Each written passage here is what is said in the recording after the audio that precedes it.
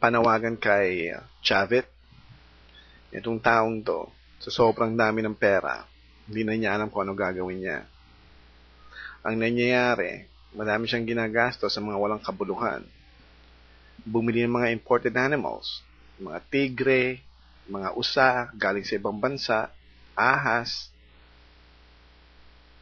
Anak ng tipaklong, sino makikinabang dyan? Makikinabang ba mga may hirap natin dyan? Bakit bibili ka pa, mag-i-import ka pa ng mga animals? Samantalang mga animals natin, mga native animals natin, nawawala na, no? Dahil sa sobrang kahirapan, nagiging ulam, nagiging pulutan.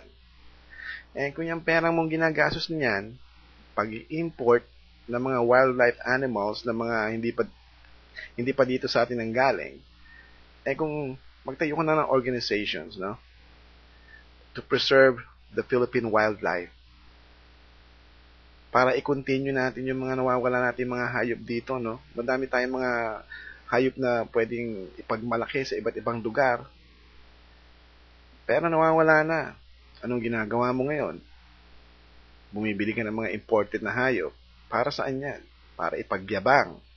Para sabihin na, oy, mayaman si Chavit, tingnan mo, pumunta tayo sa Baluerta, tingnan mo. May malaking ahas doon. Puro pagyayabang lang yung ginagawa mo eh.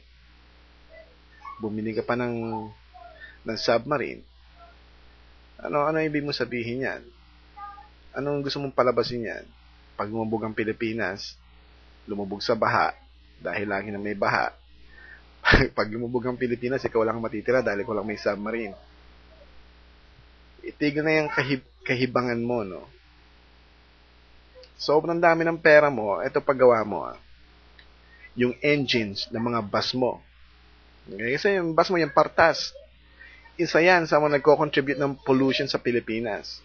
Kung yung perang yan, yung kayamanan mo, pinaparito ko yung engine ng bus mo, ipa-hybrid. Gawin mong hybrid. Okay, yung bus mo, parang wala ng pollution. Makikinabang pa, di ba? Hindi yung kung anong pinaggagawa mo dyan, nagsugal ka ng sugal. Kung anong tuwing laban ni Pacquiao, nandun ka. Okay? Sasabihin ng mga tao dyan, ano pakialam natin, pera naman niya yan. Pera nga niya yan, no? Pero, sino nakikinabang? Saan niya nakuha yung perang yan? Saan niya kinita yung perang yan? Ang opinion ko, no? Sa oras na pumasok ka ng politiko, sa oras na pumasok ka sa gobyerno ng Pilipinas, you become a public property. You owe people. Okay? Wala akong pakialam, no? Kung hindi lang naging politiko yung mohong na yan. Wala akong pakialam kaya laswagin yung pera niya kaya saan. The fact is, pumasok ka ng politiko, okay? Meron kang katungkulan sa bayan. Okay? Meron kang posisyon sa gobyerno. Ano nangyayari? Pumunta ka sa vegan. Ang naglalaki ang mga mansion doon, yung mga Chavit lang, kamag-anak niya. Hindi dapat ganun. Ganito gawin mo. Yung pera mo, gastusin mo, magpatayo ka ng magandang hospital, magpatayo ka ng magandang mga eskwelahan para makatulong sa bayan. Pagka hindi ka tumigil ng kahibangan mo, ang anong patutunguhan mo, impyerno. Okay? Sa sobrang yaman mo niyan, dapat niya sa heaven ka pupunta, no? Pero wala eh. Yung ginagawa mong kalokohan, impyerno, bagsak mo. Magbago ka na, no? Madaming naghihirap sa atin. Hindi kailangan ng imported animals. Hindi na kailangan ng zoo. Meron tayong Manila Zoo.